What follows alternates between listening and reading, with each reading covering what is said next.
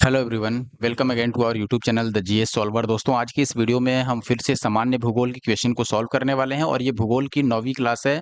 यानी कि इससे पहले हमने 8 क्लास कर दिए हैं। अगर आपने नहीं देखा है तो जरूर देखिए। और इससे पहला वाला तो बहुत ही इंपॉर्टेंट है, यानी कि 8वां जो क्लास है, 8वां वीडियो अगर आपने नहीं देखा है जरूर देखिए। दोस्तों, यहाँ पर जैसे आप देख रहे हो, आज की वीडियो में हम दक्षिण भारत और मध्य भारत की पर्वत श्रेणियां और पहाड़ियों के बारे में पढ़ने वाले हैं। इससे पिछले क्लास में यानी कि 8वीं क्लास में हमने उत्तर भारत और साथ ही साथ हिमालय के बारे में, उनकी पहाड़ियों के बारे में हमने पढ़ा था। हिमालय को कितने भागों में बांटा गया है और हिमालय के जो भी भाग हैं उनमें से कौन-कौन से रेंजेज आती हैं, ये सारी चीजें हमने कवर की थी। और काफी इंपॉर्टेंट टॉपिक वो भी था। और उससे भी इंपॉर्टेंट ये है क्योंकि उससे लगभग मुझे लगता है 8 से 9 क्वेश्चन ज्यादा इसमें पूछे गए हैं। और ये जो बुक हम कवर करने वाले हैं ये 2025 का लेटेस्ट एडिशन है। तो आई होप ये बात आप समझ रहे होंगे। इसमें 2025 फरवरी तक के सारे क्वेश्चन शामिल किए गए हैं। जहां आवश्यकता होगी वहां मैं मैप से भी आपको समझाने की कोशिश करूंगा। तो अभी मैं स्टार्ट करता हूं। आई होप कि आप हमारे YouTube channel the GS solver को सब्सक्राइब कर चुके होंगे और अगर नए हैं, नहीं सब्सक्राइब किया है तो प्लीज सब्सक्राइब कर लें ऐसे और वीडियो देखने के लिए। और इस वीडियो को लाइक जरूर कर दीजिए और कमेंट जरूर कीजिएगा। कमेंट की काफी भारी मात्रा में आवश्यकता है। अब मैं स्टार्ट करता हूं नोट्स से, फिर क्वेश्चन पर आएँगे। आई होप कि आप लाइक और कमेंट कीजिएगा। आप देख रहे हैं दोस्तों, दक्षिण एवं मध्य भारत की पर्वत श्रेणियां और पहाड़ियों के बारे में हमें पढ़ना है। अब मैं स्टार्ट करता हूं नोट्स जो गिवन है, और जहां भी मुझे लगेगा कि ये चीज इंपॉर्टेंट है उसको मैं और अच्छे से एक्सप्लेन करने की कोशिश करूंगा। दोस्तों, सबसे पहले तो समझिए, भारत का जो इतना बड़ा क्षेत्रफल है उसमें प्रायद्वीपीय पठार एक मेज की आकृति वाला स्थल है। प्रायद्वीपीय पठार क्या है? बेसिकली प्रायद्वीप हम उसको बोलते हैं जो 3 तरफ से जल से घिरा होता है। जैसे भारत का आप निचला हिस्सा देखोगे, जैसे मैं इंडिया का मैप आपको दिखाऊं यहाँ पर, तो भारत का जो नीचे वाला हिस्सा है, ये जो हिस्सा है दोस्तों, ये 3 तरफ से जल से घिरा है। आप देखेंगे इधर बे ऑफ बंगाल है, इधर अरेबियन सी है और नीचे इंडियन ओशन है, यानी कि हिंद महासागर। तो 3 तरफ से जल से घिरा है। इसलिए ये वाला जो एरिया है बेसिकली इसको हम इंडियन प्लेट्यू यानी कि या सॉरी प्लेट्यू में बोल रहा हूँ, इसको हम प्रायद्वीपीय पठार बोलते हैं या प्रायद्वीपीय भारत बोलते हैं या भारत का प्रायद्वीपीय हिस्सा बोलते हैं। ठीक है, पेनिनसुलर इंडिया इसको भी बोला जाता है। तो बेसिकली इसका मतलब ये है कि जो 3 तरफ से जल से घिरा हो उसको हम प्रायद्वीप बोलेंगे। और भारत का जो दक्षिणी हिस्सा है, आधा लगभग दक्षिणी हिस्सा जो कि गुजरात के नीचे का है, और इधर आप देखोगे बंगाल से नीचे, ये सारा जो है ये प्रायद्वीपीय भारत के अंतर्गत आता है। इसमें यही बोला गया है कि जो प्रायद्वीपीय पठार की आकृति वाला स्थल है भारत में, वो पुराने क्रिस्टलीय आग्नेय और रूपांतरित शैलों से बना हुआ है। प्रायद्वीपीय भाग गोंडवाना भूमि के अपक्षय एवं अपवाह के कारण बना प्राचीनतम भूभाग है। प्राचीनतम का मतलब बहुत पुराना है। और ये ध्यान रखिएगा कि भारत का जो प्रायद्वीपीय हिस्सा है वो हिमालय निर्माण के पहले से मौजूद है। तो हिमालय से भी ये पुराना और प्राचीन है। इस पठारी भाग में चौड़ी तथा छिछली घाटियां हैं। चौड़ी यानी कि मतलब बहुत अधिक ऊंचाई वाली नहीं, ठीक है। उनकी विड्थ ज्यादा है लेकिन हाइट उनकी ज्यादा नहीं है। जैसे आप हिमालय के जो रेंजेज हैं या जो पीक हैं, जो पर्वत की चोटियां हैं, वो देखेंगे तो उनकी ऊंचाई ज्यादा होती है, चौड़ाई कम होती है। लेकिन जो पठारी भाग है यहाँ पर चौड़ाई ज्यादा है। छिछली घाटियां हैं, छिछली का मतलब कम ऊंचाई वाली गोलाकार पहाड़ियां हैं, यानी फैली हुई पहाड़ियां हैं, बिल्कुल एकदम खड़ी ऊंचाई वाली नहीं है। इस पठार के 2 मुख्य भाग बनाए गए हैं या फिर डिवाइड किए गए हैं। एक तो मध्य उच्च भूमि और दूसरा दक्कन का पठार। आप देखिएगा, नर्मदा नदी के जो उत्तर में प्रायद्वीपीय पठार का भाग है उसको मालवा का पठार कहा जाता है, या फिर भाग जो मालवा के पठार के अधिकतर भागों में फैला हुआ है उसे उच्च भूमि के नाम से जाना जाता है। यानी कि ऐसे आप समझ सकते हैं, नर्मदा नदी के उत्तर का हिस्सा उसको उच्च भूमि के नाम से जाना जाता है। विंध्य श्रृंखला की अगर हम बात करें दोस्तों, अब देखो यहाँ से इंपॉर्टेंट चीज आ रहा है। विंध्य श्रृंखला ये इंपॉर्टेंट चीज है। दक्षिण में मध्य उच्च भूमि तथा उत्तर में अरावली से घिरी है। अरावली भी पर्वत श्रृंखला है जो राजस्थान, गुजरात और उसके आसपास के इलाकों में फैली हुई है। आगे हम और डिटेल में देखेंगे। पहले विंध्य श्रृंखला आप देख लीजिए। ये चीज मैं मैप में भी दिखा देता हूँ आपको यहाँ पर, इसलिए मैंने मैप एक यहाँ पर अलग से अपलोड कर रखा है। आप यहाँ देख रहे हैं ये विंध्य रेंज है। खासकर इसका जो एक्सटेंशन है वो आपको मध्य प्रदेश में मिलता है। आप देखेंगे आगे विंध्य श्रृंखला के बारे में, तो विंध्य श्रृंखला दक्षिण में मध्य उच्च भूमि तथा उत्तर पश्चिम में अरावली से घिरी हुई है। अब बात करते हैं अरावली की। बहुत इंपॉर्टेंट है, और इतना इंपॉर्टेंट है कि आप पढ़ेंगे तो अभी आपको पता चलेगा। देखिए, अरावली जो पर्वत श्रेणी है, सबसे पहले तो इसका एक्सटेंशन देखिए कि ये कहाँ-कहाँ तक फैला हुआ है अरावली पर्वत श्रृंखला। तो ये गुजरात से शुरू होता है, गुजरात के पालनपुर से, फिर राजस्थान इसका जो मेन या सबसे ज्यादा इसका जो हिस्सा है वो राजस्थान में है, फिर हरियाणा से लेकर के दिल्ली तक इसका कुछ भाग फैला हुआ है। इसकी लंबाई जो है वो लगभग 692 किलोमीटर और कई सारी किताबों में ये 800 किलोमीटर भी देखने को मिलता है। तो 692 किलोमीटर की लंबाई है और इसका निर्माण जो हुआ है किसका? अरावली की हम बात कर रहे हैं। सबसे पहले आपको ध्यान क्या रखना है, अरावली का एक्सटेंशन किन-किन राज्यों से होकर गुजरता है? तो मुख्य रूप से ये गुजरात, राजस्थान, हरियाणा और दिल्ली में इसका एक्सटेंशन मिलता है और इसकी जो टोटल लेंथ है वो 692 किलोमीटर की है। इसके अलावा इसका जो निर्माण हुआ है वो किस काल में हुआ है? प्री कैम्ब्रियन काल में हुआ है, जो 600 से 570 मिलियन वर्ष पूर्व माना जाता है। और इसके हिसाब से आप ये भी ध्यान रखिए कि इस प्रकार इसका जो निर्माण हुआ है ये प्राचीनतम समय में हुआ है, या फिर आप ये कह लो कि हिमालय से भी पुरानी है और भारत का ये प्राचीनतम पर्वत श्रृंखला है, यानी भारत का सबसे पुराना पर्वत श्रृंखला हुआ और विश्व के भी ये सबसे प्राचीन पर्वत श्रृंखलाओं में इसकी गिनती होती है। और अगला जो इम्पोर्टेंट चीज है वो है इसका सबसे ऊंचा चोटी। तो जो सबसे ऊंची चोटी है, हाईएस्ट पीक जो है किसकी? अरावली पर्वत श्रृंखला की, वो है गुरु शिखर। याद रखिएगा, गुरु शिखर। दीजिएगा दोस्तों, अरावली की जो सबसे ऊंची चोटी है गुरु शिखर, उसकी ऊंचाई कितनी है दोस्तों? ऊंचाई है दोस्तों 1722 मीटर। अरावली जो है वो अवशिष्ट पर्वत यानी कि रेसिड्यूअल माउंटेन का एक उदाहरण है। अवशिष्ट पर्वत क्या होता है ये आप समझिए।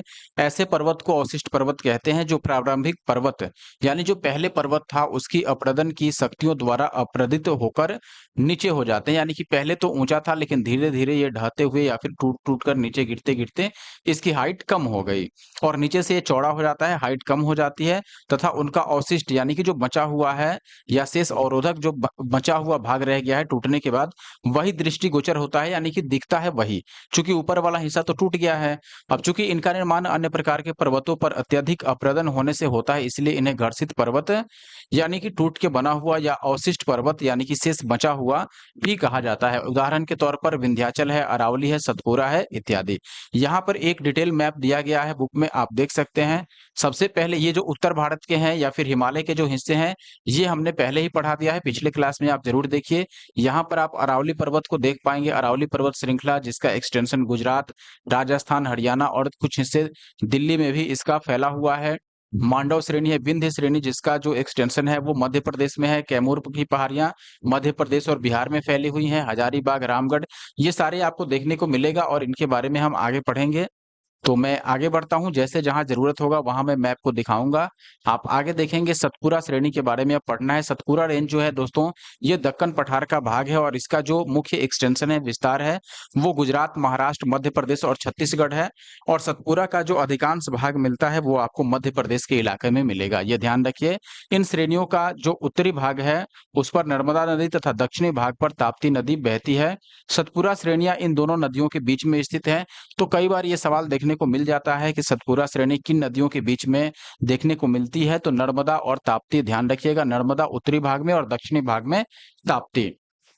तो एन हम नॉर्थ को बोलते हैं, तो ऐसे आप याद रख सकते हैं, एन यानी नर्मदा और एन से ही नॉर्थ होता है, तो उत्तरी भाग में नर्मदा है और दूसरा बचता है अब इसका अपोजिट यानी कि साउथ। तो जो दक्षिणी भाग है वहां पर ताप्ती नदी देखने को मिलती है। अब धूपगढ़ जो है वो सतपुरा श्रेणी की सबसे ऊंची चोटी है, ध्यान रखिएगा। धूपगढ़ सतपुरा श्रेणी, जब भी कोई श्रेणी पढ़ने को मिले आपको तो श्रेणी का एक्सटेंशन कहाँ-कहाँ है यानी कि किस-किस राज्य में फैला हुआ है, अगर उसकी लेंथ आपको पता चलती है तो वो भी ठीक है, लेकिन लेंथ बहुत बार नहीं क्वेश्चन में पूछा जाता है। लेकिन हाईएस्ट पीक जो होता है सबसे ऊंची चोटी, ये जरूर पूछा जाता है और वो ऊंची चोटी कहाँ है ये भी कई बार पूछा जाता है। तो जैसे धूपगढ़ चोटी जो है वो सतपुड़ा श्रेणी की सबसे ऊंची चोटी है और यह पंचमढ़ी में स्थित है और पंचमढ़ी जो है वो मध्य प्रदेश का ही उसके नर्मदापुरम जिले का एक शहर है या फिर इलाका है। अब बात करते हैं पश्चिमी घाट की। पश्चिमी घाट किसको बोलते हैं हम? वेस्टर्न घाट। इसका एक अन्य नाम है सह्याद्री। पश्चिमी घाट को सह्याद्री के नाम से भी जाना जाता है। पश्चिमी घाट की जो एवरेज हाइट है वो 1200 मीटर मापी गई है। केरल में इसे सर्वपर्वतम के नाम से जाना जाता है। तो कई बार अगर ये सवाल पूछा जाए आपसे कि केरल में सर्वपर्वतम किसे बोलते हैं, तो ये बोलते हैं सह्याद्री या पश्चिमी घाट को। पश्चिमी घाट कहाँ है मैं आपको मैप में दिखा, मैप देख रहे हैं दोस्तों, यहाँ पर वेस्टर्न घाट दिखाया गया है, आप देखिएगा। ये जो इलाका है दोस्तों, इसमें यहाँ से ये वेस्टर्न घाट है और ये ईस्टर्न घाट है, यानी कि ये पूर्वी घाट और ये पश्चिमी घाट है। आई होप ये बात आप समझ पाए होंगे और पश्चिमी घाट को ही सह्याद्री भी कहा जाता है। सह्याद्री, याद रखिएगा। आगे बढ़ते हैं दोस्तों, आगे देखिएगा आप, सह्याद्री यानी पश्चिमी घाट, इसकी जो औसत ऊंचाई है 1200 मीटर है और केरल में इसे सर्वप्रथम के नाम से जाना जाता है। पश्चिमी घाट की सबसे ऊंची चोटी जो है वो अनाईमुडी चोटी है, जिसकी ऊंचाई जो है 2695 मीटर। और ये अनाईमुडी चोटी चोटी जो है ये कहाँ स्थित है? केरल में। तो ध्यान रखिएगा, पश्चिमी घाट की औसत ऊंचाई 1200 मीटर। इसका नाम केरल में क्या है? सर्वपर्वतम। इसके अलावा इसकी सबसे ऊंची चोटी जो है अनाईमुडी। अनाईमुडी किसकी सबसे ऊंची चोटी? पश्चिमी घाट की। और हाइट कितनी है इसकी? 2695। पश्चिमी घाट का दक्षिणी जो क्षेत्र है, दक्षिणी क्षेत्र उत्तरी क्षेत्र की अपेक्षा अधिक ऊंचा है, यानी कि नीचे वाला इलाका, ठीक है, जो निचला हिस्सा है वो अधिक ऊंचाई पर है या फिर अधिक ऊंचा है दक्षिणी क्षेत्र। दक्षिणी क्षेत्र उत्तरी क्षेत्र, हाँ, ऊपर वाले हिस्से के अपेक्षा, यानी कि मैप पर मैं बता रहा हूँ। मैप में निचले हिस्सा यानी कि जो दक्षिणी क्षेत्र है वो नीचे आएगा और उत्तरी क्षेत्र ऊपर आएगा। तो दक्षिणी क्षेत्र उत्तरी क्षेत्र की अपेक्षा अधिक ऊंचा है। पश्चिमी घाट का जो विस्तार है, एक्सटेंशन जो है वो सागर तट के समांतर गुजरात से लेकर तमिलनाडु तक लगभग 1500 किलोमीटर की लंबाई में उत्तर में तापी के मुहाने से दक्षिण में कुमारी अंतरीप तक पाया जाता है। यानी कि ताप्ती नदी के मुहाने से लेकर जो कुमारी अंतरीप है यानी कन्याकुमारी, वहां तक ये फैला हुआ है। लंबाई लगभग 1500 किलोमीटर की है और गुजरात से लेकर तमिलनाडु तक बीच में जितने भी राज्य आते हैं, महाराष्ट्र हो गया, गोवा हो गया, आपका कर्नाटक, केरल, सभी में इसका हिस्सा शामिल है। ये ब्रह्मसुत्र यानी कि ब्लॉक पर्वत है, जिसका निर्माण जो हुआ है वो स्थल के एक खंड के अरब सागर में अपसमवलन के कारण हुआ है। इसका पश्चिमी ढाल तीव्र एवं खरा है, जबकि पूर्वी ढाल मंद एवं सीढ़ी नुमा या क्रमशः नीचा होता हुआ पठार है। 16 डिग्री उत्तरी अक्षांश तथा पश्चिमी घाट मुख्यतः बेसाल्ट सैलो एवं गोवा से दक्षिण ग्रेनाइट और नीस सैलो से निर्मित है। यहाँ देखिएगा, अब नल्ला मलाई पहाड़ियों के बारे में पढ़ना है, जो कि बहुत इंपॉर्टेंट है। ध्यान दीजिएगा, नल्ला मलाई पहाड़ियां जो है ये आंध्र प्रदेश और तेलंगाना के बीच में सीमा बनाती है, या फिर दोनों की सीमा पर ही, बॉर्डर पर ही स्थित है। तो नल्ला मलाई कहाँ है? आंध्र प्रदेश और तेलंगाना दोनों के बॉर्डर पर। ये पहाड़ियां बेसिकली कृष्णा और पेन्नार नदी के बीच में स्थित हैं और यह पूर्वी घाट की पहाड़ी में पूर्वी तटीय मैदान के लगभग समांतर विस्तृत है, यानी कि पूर्वी घाट के लगभग पैरेलल है ये। अब बात करते हैं जवादी पहाड़ियों की। तो जवादी पहाड़ियां तमिलनाडु राज्य में स्थित है। पहाड़ियों की रानी के नाम से विख्यात नीलगिरी पहाड़ियां, नीलगिरी पहाड़ी को पहाड़ियों की रानी भी कहा जाता है। और सबसे मेन चीज कि नीलगिरी जो पहाड़ी है अपने आप में बहुत इंपॉर्टेंट है और ये पूर्वी घाट और पश्चिमी घाट दोनों के सम्मिलन स्थल पर अवस्थित है। कई सारी पहाड़ियां आप देखेंगे जो या तो पूर्वी घाट का हिस्सा होगा या पश्चिमी घाट का, लेकिन नीलगिरी ऐसी पहाड़ी है जो पूर्वी घाट का भी हिस्सा है और पश्चिमी घाट का भी हिस्सा है, यानी दोनों जहां पर मिलता है वहां पर ये स्थित है, ऐसे आप कह सकते हैं। और इसे पहाड़ियों की रानी भी कहा जाता है। दोदा बेटा जो है वो नीलगिरी पहाड़ी की सबसे ऊंची चोटी है। ध्यान रखिएगा, ऊंचाई जो है वो 2637 है। दोदा बेटा 2637 मीटर की ऊंचाई के साथ नीलगिरी पहाड़ी की सबसे ऊंची चोटी है।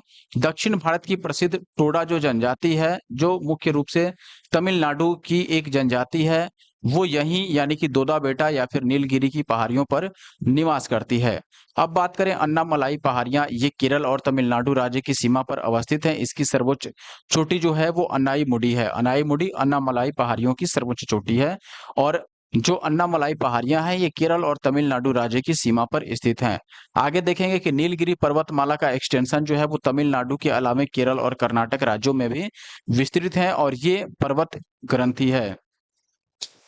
अब एक और इम्पोर्टेंट पहाड़ी है कार्डमम की पहाड़ी। ध्यान दीजिएगा, कार्डमम की जो पहाड़ी है ये दक्षिण भारत में पश्चिमी घाट के केरल के दक्षिण पूर्वी हिस्से से तमिलनाडु के दक्षिण पश्चिमी हिस्से में अवस्थित है। इन पहाड़ियों पर इलायची यानी कार्डमम की खेती अधिक बड़े पैमाने पर की जाती है, इसीलिए इसका नाम कार्डमम की पहाड़ियां रख दिया गया है। सेवराय पहाड़ियां जो है, सेवराय पहाड़ियां ये तमिलनाडु के सलेम के पास अवस्थित हैं और ये पहाड़ियां पूर्वी घाट की हिस्सा हैं। तमिलनाडु में है तो मुख्य रूप से पूर्वी घाट का हिस्सा माना जाएगा। हालांकि तमिलनाडु में पश्चिमी घाट का भी हिस्सा उपस्थित है, ये हमने देखा ही था, क्योंकि कन्याकुमारी तक पश्चिमी घाट फैला हुआ है गुजरात से लेकर, और कन्याकुमारी तमिलनाडु का ही हिस्सा है। आगे देखिएगा कि तमिलनाडु का प्रसिद्ध हिल स्टेशन जो है यारडोक, ये इन्हीं पहाड़ियों यानी कि सेवराय की पहाड़ियों पर स्थित है। तो तमिलनाडु का प्रसिद्ध हिल स्टेशन यारडोक कहाँ है?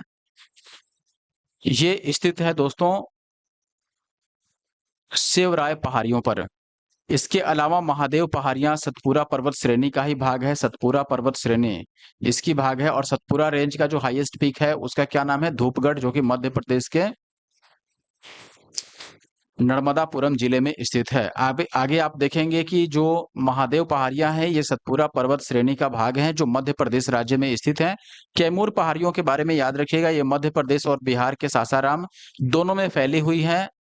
गढ़ जात की पहाड़ियां जो है ये मुख्यतः उड़ीसा राज्य में स्थित है। गढ़ जात याद रखिएगा, गढ़ जात उड़ीसा में है मुख्यतः और यहाँ गोंड जनजाति निवास करती है।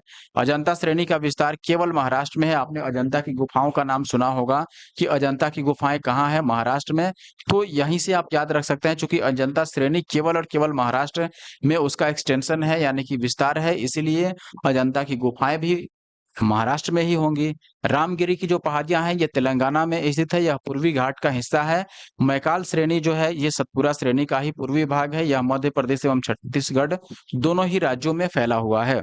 अब क्वेश्चन पर आ चुके हैं, हम पहले क्वेश्चन से अब स्टार्ट करते हैं। आई होप कि अभी तक आपने हमारे वीडियो को जरूर लाइक कर दिया होगा, और अगर आप हमारे YouTube channel the GS solver पे नए होंगे तो इस यूट्यूब चैनल को सब्सक्राइब भी कर लिया होगा। क्लास की इस पीडीएफ को प्राप्त करने के लिए आपको हमारा टेलीग्राम ग्रुप ज्वाइन करना होगा जो कि द जीएस सॉल्वर के नाम से ही है। आपको लिंक जो है ग्रुप का वो डिस्क्रिप्शन बॉक्स में मिल जाएगा, अदरवाइज डायरेक्ट आप टेलीग्राम पे सर्च भी कर सकते हैं। पहला सवाल है आपके पास, निम्नलिखित में से सबसे प्राचीन पर्वत श्रृंखला कौन सी है?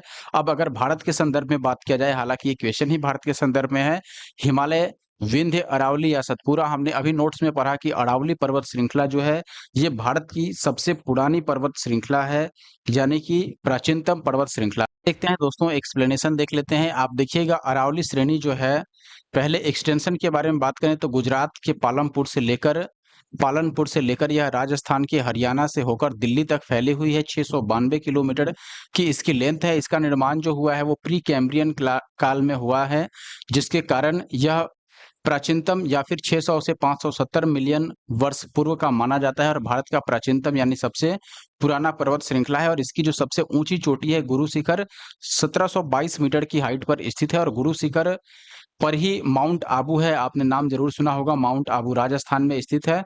और माउंट आबू जो है यहाँ पर एक हिल स्टेशन है। इसके साथ आपने दिलवारा के जैन मंदिर का नाम सुना होगा, दिलवारा का जैन मंदिर भी यही है, दिलवाड़ा जैन मंदिर। तो ये चीज भी आप याद रख सकते हैं। आगे बढ़ते हैं। अब आप देख रहे हैं सेम टाइप का है, निम्नलिखित पर्वत प्रणालियों में सबसे पुरानी कौन सी है? तो अरावली होगा। इसके आगे क्वेश्चन आता है सेम टाइप का ही है, छत्तीसगढ़ पीसीएस का है, यहाँ भी अरावली होगा। तो इसको हम जल्दी में करते हुए आगे बढ़ते हैं। अरावली श्रेणियां किस राज्य में है ये भी हमने बता दिया। किस राज्य में स्थित है? राजस्थान प्रमुख राज्य। हालांकि इसमें बाकी के जो ऑप्शन है वहां इसका फैलाव नहीं है, लेकिन अगर आपसे ये पूछा जाए कि राजस्थान के अलावे अरावली और किन किन राज्यों में फैली हुई है, तो राजस्थान के अलावे आप याद रखिए गुजरात, गुजरात के अलावे हरियाणा और दिल्ली का कुछ हिस्सा, दिल्ली। ठीक है, तो गुजरात, हरियाणा, दिल्ली और राजस्थान, प्रमुख रूप से राजस्थान में यह स्थित है। आप देखेंगे भारत की प्राचीनतम तो अरावली हो जाएगा, यहाँ भी कुछ ज्यादा डिटेल नहीं करना है। अरावली श्रेणियों की अनुमानित आयु अभी हमने देखा था कि 570 मिलियन, इसकी जो एज की बात की जा रही है कि एज कितनी है, अभी हमने ये नोट्स में पढ़ा 570, 600 से 570 मिलियन वर्ष पूर्व। तो यहाँ पर ऑप्शन सी सही होगा। आप टाइमिंग याद रख सकते हैं, 600 से 570 मिलियन वर्ष पूर्व लगभग इसकी उम्र या उस समय इसका निर्माण हुआ था। आप देखेंगे यहाँ पर उससे पहले, उतना पहले, देश में निम्नांकित में से कौन भौगोलिक क्षेत्र सबसे प्राचीनतम है? हिमालय का प्रायद्वीपीय। तो अभी मैंने बताया, भी नोट्स में भी आपको बताया था कि प्रायद्वीपीय भारत का निर्माण हिमालय के निर्माण से बहुत पहले हुआ था, इसलिए हम बोलेंगे कि प्रायद्वीपीय पठार जो है वो प्राचीनतम भौगोलिक क्षेत्र है भारत में। ऑप्शन सी सही है। ये चीज मैंने नोट्स में भी बताया था, दिए गए भौगोलिक क्षेत्रों में प्रायद्वीपीय जो पठार है भारत का वो सबसे प्राचीन है, क्योंकि यह गोंडवाना भूमि के अपक्षय एवं अपवाह के कारण बना है। गोंडवाना आपको पता होगा, गोंडवाना लैंड जब टूट करके और ये निकला था तो धीरे धीरे उत्तर की तरफ बढ़ते हुए यूरेशियन प्लेट से टकराया, और जब यह टकराया तब हिमालय पर्वत का निर्माण होता है टेथिस सागर के स्थान पर। टेथिस सागर के जो मलबे थे वो उठ जाते हैं ऊपर की ओर और धीरे धीरे संपीड़ित होकर के वो हिमालय का निर्माण करते हैं। तो हिमालय के निर्माण से पहले ही निश्चित रूप से प्रायद्वीपीय पठार पहले भी मौजूद था। अब आगे बढ़ते सवाल है दोस्तों, निम्न में से कौन रेजिड्यूअल पर्वत का उदाहरण है? रेजिड्यूअल क्या होता है? अवशिष्ट। अभी हमने पढ़ा था ना, अवशिष्ट या फिर बचा हुआ। तो यहाँ पर इसमें अरावली होगा, निश्चित रूप से अरावली जो पर्वत श्रृंखला है, यह एक अवशिष्ट पर्वत श्रृंखला है। अवशिष्ट का मतलब हमने बताया था आपको कि अवशिष्ट का मतलब होता है कि जैसे मान लो एक पर्वत इतना बड़ा है तो ये ऊपर से टूट कर गिरता है, यानी अपरदित होकर के गिरता है, और फिर जितना बचा हुआ हिस्सा है यही दिखाई पड़ता है बाहर से, तो ऐसे पर्वत को हम अवशिष्ट पर्वत श्रृंखला बोलते हैं। और अरावली पर्वत श्रृंखला जो है वो भी एक रेजिड्यूअल पर्वत श्रृंखला का उदाहरण है। ऑप्शन डी यहाँ पर सही उत्तर है, अरावली अवशिष्ट पर्वत का उदाहरण है। अगला सवाल आप देखिएगा दोस्तों, क्वेश्चन नंबर 9 यहाँ पर पूछा गया है, दक्षिण भारत की सबसे ऊंची चोटी। कई बार ये सवाल पूछा जाता है, दक्षिण भारत की सबसे ऊंची चोटी। ध्यान दीजिएगा, दोदा बेटा जो है ये भी ऊंची चोटी है, लेकिन ये नीलगिरी पहाड़ी का है।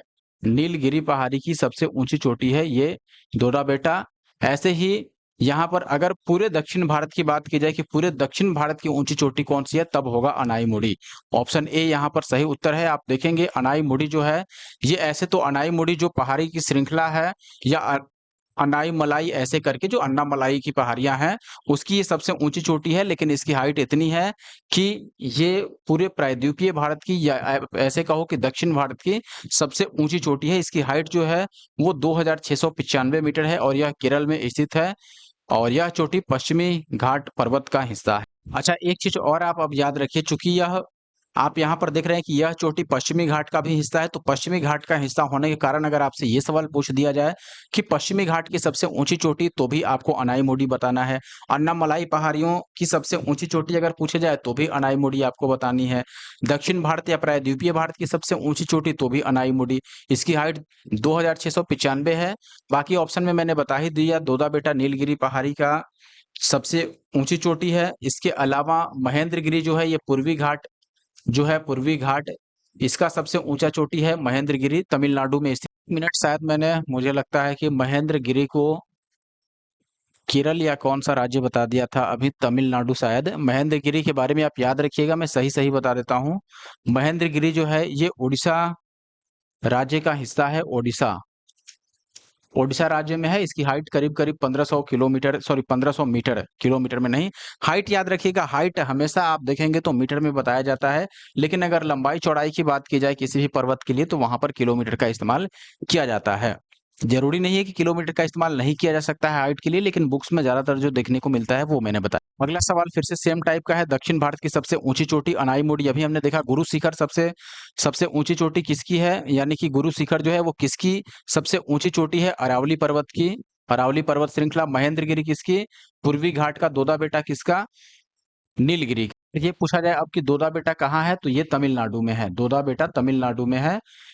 आगे बढ़ते हैं अब और अगले क्वेश्चन पर आते हैं। अगला सवाल, भारतीय, एक मिनट, भारतीय प्रायद्वीप की सबसे ऊंची चोटी। तो अब सवाल सेम टाइप का है, भारतीय प्रायद्वीप पूछा जाए या फिर प्रायद्वीपीय भारत या दक्षिणी भारत, हर एक केस में अनाईमुड़ी आपका सही उत्तर माना जाएगा। आगे बढ़ते हैं अब। अगला सवाल देखिएगा, नर्मदा और ताप्ती नदियों, नर्मदा और ताप्ती इन दोनों के बीच में कौन सा पर्वत श्रृंखला स्थित है? हमने स्टार्टिंग में ही ये पढ़ा था दोस्तों, सतपुरा पर्वत श्रेणी जो है ये नर्मदा और ताप्ती दोनों नदियों के बीच में है स्थित। और सतपुरा पर्वत श्रेणी है कहाँ पर, इसका मुख्य जो हिस्सा है एक्सटेंशन, वो आपको मिलेगा मध्य प्रदेश में। आप यहाँ देखेंगे सतपुरा श्रेणी जो है, इसके उत्तरी भाग में, मैंने बोला भी था कि एन से आप याद रखिए नॉर्थ, और एन से ही नर्मदा हो जाएगा, तो उत्तरी भाग में सतपुरा की नर्मदा है और दक्षिणी भाग में ताप्ती है, यानी कि सतपुरा श्रेणी इन दोनों नदियों के बीच में से होकर बहती है। अच्छा, अब आपके लिए एक क्वेश्चन है, सतपुरा श्रेणी के बारे में मैंने स्टार्टिंग में ही बता रखा है। सतपुरा श्रेणी की सबसे ऊंची चोटी आपको बतानी है कि सतपुरा श्रेणी की सबसे ऊंची चोटी कौन सी है, हाईएस्ट पीक इसकी कौन सी है, ये आपको कमेंट बॉक्स में कमेंट करके बताना है। अब मैं आगे बढ़ता हूँ अगले क्वेश्चन में दोस्तों। उत्तर से शुरू करके दक्षिण की ओर नीचे दी गई पहाड़ियों का अनुक्रम आपको बताना है, यानी कि नल्ला मलाई पहाड़ियां, फिर नीलगिरी पहाड़ियां, फिर जवादी पहाड़ियां, फिर अन्ना मलाई। ऐसे ही यहाँ अन्ना मलाई है, फिर जवादी, फिर नीलगिरी और फिर नल्ला मलाई। ध्यान रखिएगा, उत्तर से दक्षिण की ओर, यानी अगर आप मैप में देखेंगे तो उत्तर ऊपर को बोलते हैं, तो ऊपर से नीचे की ओर आपको बताना है। और ऐसे ही यहाँ पर सारे ऑप्शंस और आपको गिवन है। अगर कुछ नहीं समझ आ रहा है तो इतना ज़रूर आप याद रखिए दोस्तों कि सबसे लास्ट में कौन आएगा, सबसे नीचे कौन आएगा, सबसे नीचे जो हिस्सा है वो तमिलनाडु और केरल का है, तो सबसे निचला हिस्सा वो होगा जो तमिलनाडु और केरल दोनों में हो, या फिर केरल तमिलनाडु में हो। तो आप देखेंगे दोस्तों अन्नामलाई जो पहाड़ी है, अन्नामलाई, ये तमिलनाडु और केरल के बॉर्डर पे स्थित है, यानी कि इसका हिस्सा दोनों में है। तो अन्नामलाई को हम सबसे दक्षिण में रखेंगे और उत्तर से दक्षिण बताना है, यानी कि सबसे नीचे या फिर सबसे बाद में कौन सा आएगा, अन्नामलाई। यहाँ अन्नामलाई शुरू में है, यहाँ पर अन्नामलाई सबसे बाद है, यहाँ भी है, यहाँ नहीं है, तो ये भी गलत हो गया। अब बचता है ऑप्शन ए या फिर ऑप्शन सी। तो ऑप्शन ए में देखेंगे नीलगिरी के बाद जवादी है, और यहाँ नीलगिरी पहले है। अच्छा, इसको तो गलत ही बना दिए, यहाँ नीलगिरी पहले है अन्नामलाई के ठीक पहले। आपको पता होगा कि नीलगिरी का भी जो मुख्य हिस्सा है वो तमिलनाडु में आता है, और ये भी तमिलनाडु में है, तो इससे पहले नीलगिरी आएगा, यानी ऑप्शन सी इसका सही उत्तर है। आप ये याद रख सकते हैं, हालांकि और डिटेल में यहाँ गिवन है, मैं बता देता हूँ। नल्लामलाई पहाड़ियाँ आंध्र प्रदेश और तेलंगाना में है, यानी ये आंध्र प्रदेश तेलंगाना तो तमिलनाडु के ऊपर ही है, यानी कि और उत्तर में है, इनके बीच में सीमा बनाता है। ये पहाड़ियां जो है ये कृष्णा और पेन्नार नदी के बीच में स्थित है। जवादी जो है पहाड़ियां ये तमिलनाडु राज्य में है, और पहाड़ियों की रानी के नाम से विख्यात जो नीलगिरी पहाड़ियां हैं ये पूर्वी घाट और पश्चिमी घाट के सम्मिलन पर अवस्थित है। अन्नामलाई पहाड़ियां केरल और तमिलनाडु की सीमा पर है, ये मैंने बताया ही था। और ये चारों पहाड़ियां मुख्यतः आंध्र प्रदेश, तेलंगाना, तमिलनाडु और केरल राज्यों में होकर ये गुजरती हैं, और उत्तर से दक्षिण की ओर ये घटते क्रम में अवस्थित हैं। ठीक है, तो इस प्रकार ऑप्शन सी सही है। आगे बढ़ते हैं अब। अगला सवाल है जो दोस्तों आप देखेंगे, निम्नलिखित उच्चावच आकृतियों पर ध्यान देना है। महादेव पर्वत श्रृंखला, मैकाल पर्वत श्रृंखला, छोटा नागपुर पठार और खासी की पहाड़ियां। अब इसमें पश्चिम से पूर्व की ओर बताना है, पश्चिम से पूर्व। अच्छा, अब देखो पश्चिम का मतलब हो गया गुजरात के इलाके से लेकर, और पूर्व का मतलब अरुणाचल प्रदेश की तरफ आपको बताना है। तो इसमें अगर सबसे पूर्व में पूछा जाए तो कोई भी बता सकता है कि सबसे पूर्व में इसमें खासी की पहाड़ियां आएगा। गारो और खासी ये मेघालय की हिस्सा है, और ये पूर्वी भारत का हिस्सा हो गया, तो ये सबसे पूरब में आएगा निश्चित तौर पर। छोटा नागपुर झारखंड के पास का इलाका, महादेव पर्वत श्रृंखला हमने देखा ये मध्य प्रदेश का है, और मैकाल पर्वत श्रृंखला जो, एक चीज और समझिए आप, चूंकि यहाँ पर सबसे अंत में क्या आ रहा है, खासी की पहाड़ियां, यानी 4 नंबर, तो जहां भी लास्ट में 4 है उसी को हम सही मान सकते हैं, ये दोनों तो गलत हो गया। अब बात करते हैं कि स्टार्टिंग में कौन आएगा। देखो छोटा नागपुर पठार झारखंड के पास का इलाका है, महादेव पर्वत श्रृंखला मध्य प्रदेश में, और मैकाल पर्वत ये भी सतपुरा श्रेणी की पूर्वी हिस्सा है, और पूर्वी हिस्सा होने के मतलब हुआ कि ये महादेव पर्वत श्रृंखला के बाद ही आएगा। तो मैकाल जो है ये भी है मध्य प्रदेश का हिस्सा, और महादेव पर्वत भी मध्य प्रदेश का ही हिस्सा है, लेकिन इन दोनों में अंतर ये है कि जो मैकाल है ये पूर्वी हिस्सा है किसका, सतपुरा श्रेणी का। तो महादेव पर्वत श्रृंखला सबसे पश्चिम में आएगा, फिर इसके बाद मैकाल आएगा, यानी एक तब दो। तो एक से दो यहाँ पर है, इसमें एक के बाद तीन है, इसलिए गलत हो गया। तो एक, दो और तीन, चार सही उत्तर हुआ। यहाँ पर आप देखेंगे प्रश्न के अनुसार उच्चावच आकृतियों का पश्चिम से पूर्व की ओर अगर बढ़ते क्रम में लिखेंगे तो महादेव पर्वत श्रृंखला पहले आएगा, फिर मैकाल पर्वत श्रृंखला, फिर छोटा नागपुर पर्वत श्रृंखला, फिर खासी की पहाड़ियां। महादेव और मैकाल श्रेणियां सतपुरा श्रेणी के पूर्वी विस्तार के रूप में स्थित है। इनके पूर्व में, यानी इनके और पूर्व में जाइएगा तो छोटा नागपुर है, तथा सबसे पूर्व में इसमें खासी की पहाड़ियां जो मेघालय में स्थित है, ये मैंने पहले भी आपको बताया था। अगला सवाल है आपके पास कि निम्नलिखित में से किस पहाड़ी पर पूर्वी घाट पश्चिमी घाटी से मिलता है, और ये हमने पहले ही पढ़ा बढ़ा दिया था। देखो फालनी तो नहीं होगा, ना ही अनाई मुड़ी। अनाई मुड़ी तो जो है ये सबसे ऊंची चोटी है किसकी, अन्नामलाई की। और अन्नामलाई जो है वो भी आपका तमिलनाडु और केरल के जो बॉर्डर है वहां पर स्थित है, लेकिन यहाँ तमिलनाडु और केरल के बॉर्डर की बात नहीं की गई, यहाँ पूर्वी घाट और पश्चिमी घाट के बॉर्डर की बात की गई है कि किस पहाड़ी पर ये दोनों मिलते हैं एक दूसरे से। तो ये है नीलगिरी पहाड़ी। हमने नीलगिरी पहाड़ी के बारे में पढ़ा था कि ये ऐसा पहाड़ी है जिसका हिस्सा पूर्वी घाट में भी है और पश्चिमी घाट में भी है, तो निश्चित तौर पर ऑप्शन सी यहाँ पर सही होगा। एक्सप्लेनेशन में भी देख सकते हैं, नीलगिरी पहाड़ी भारतीय प्रायद्वीप के पूर्वी घाट तथा पश्चिमी घाट के मिलन बिंदु पर स्थित है। नीलगिरी पहाड़ी को ब्लू माउंटेन भी कहा जाता है। इसका सर्वाधिक ऊंचा चोटी जो है वो है दोड्डा बेटा, जिसकी ऊंचाई 2637 है, और 2695 के साथ में सबसे ऊंची चोटी जो है दक्षिण भारत की वो है अनाई मुड़ी। अनाई मुड़ी याद रखिएगा। और गुरु शिखर 1722 अरावली पर्वत श्रृंखला की सबसे ऊंची चोटी। यहाँ आप ये चीज मैप में भी देख सकते हैं दोस्तों, ये जो मैप है यहाँ पर ये आपको क्लियर दिखाया गया है आप देखेंगे मैप में, यहाँ नीलगिरी की पहाड़ी है जो वेस्टर्न घाट है, और ये ईस्टर्न घाट का ये ग्रीन वाला जो हिस्सा है यहाँ वेस्टर्न घाट से आकर मिलता है। और ये केरल का और तमिलनाडु का बॉर्डर ही एक तरह से, जहाँ पर नीलगिरी हिल्स स्थित दोस्तों आपके सामने है। इनमें से कौन सी दो श्रेणियों के मध्य नीलगिरी पहाड़ियां स्थित हैं? हिमालय और अरावली। हिमालय तो कतई नहीं हुआ, हिमालय उत्तरी हिस्से में है। विंध्याचल और सतपुरा, विंध्याचल और सतपुरा भी नहीं होगा, सतपुरा मध्य प्रदेश में चला गया बहुत दूर। सह्याद्री यानी पश्चिमी घाट एवं पूर्वी घाट बिल्कुल सही है। अभी मैंने मैप में भी दिखाया आपको, ये जो भारत का सबसे निचला हिस्सा है इसमें से ये जो इलाका है ये पश्चिमी घाट का है, और इसके अलावा दूसरी तरफ से ये जो इलाका है ये पूर्वी घाट का हिस्सा है। और मैंने बताया कि केरल और तमिलनाडु के बॉर्डर पे यहाँ पर नीलगिरी स्थित है, और नीलगिरी जो है ये निश्चित रूप से सह्याद्री यानी पश्चिमी घाट और पूर्वी घाट दोनों के बीच में स्थित है, इसलिए ऑप्शन सी सही होगा। नीलगिरी पहाड़ी की जो सबसे ऊंची चोटी है दोडा बेटा, हमने अभी पिछले क्वेश्चन में देखा, जिसकी ऊंचाई 2637 है। नीलगिरी पहाड़ियां भारतीय प्रायद्वीप में सह्याद्री यानी पश्चिमी घाट और पूर्वी घाट के मिलन बिंदु पर स्थित है। इस प्रकार ऑप्शन सी सही है और कुछ नहीं, और ये सारी चीजें हमने आपको ऑलरेडी डिस्कस कर दिया। अगला सवाल है, पूर्वी एवं पश्चिमी घाट डैश पर आपस में मिलते हैं? तो सेम क्वेश्चन है, नीलगिरी, यहाँ पर ज्यादा कुछ बताना नहीं है, और जो मैंने नहीं बताया वो यहाँ पर बता दिया गया है। नीलगिरी पहाड़ी को ब्लू माउंटेन कहते हैं। सर्वाधिक ऊंची चोटी जो है वो डोडा बेटा है, जिसकी ऊंचाई इतनी है 2637 मीटर, और यह दक्षिण भारत की दूसरी सबसे ऊंची चोटी है। और पहली कौन है? अनाई मुडी, हमने देखा ही, अनाई मुडी जिसकी ऊंचाई जो है वो 2695 मीटर की है।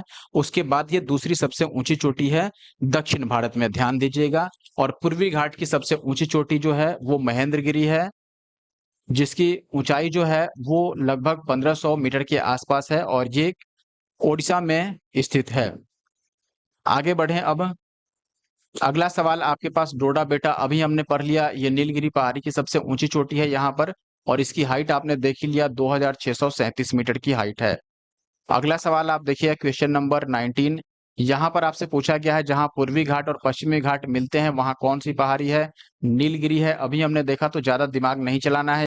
और अभी तक अगर आपने हमारे YouTube channel the GS solver को नहीं सब्सक्राइब किया, तो फिर क्या किया आपने? जरूर से वीडियो को लाइक कर दीजिए और चैनल को सब्सक्राइब कर लीजिए, और साथ ही साथ बार बार ये चीज नहीं बोलना पड़े इसीलिए कमेंट भी कर दीजिए।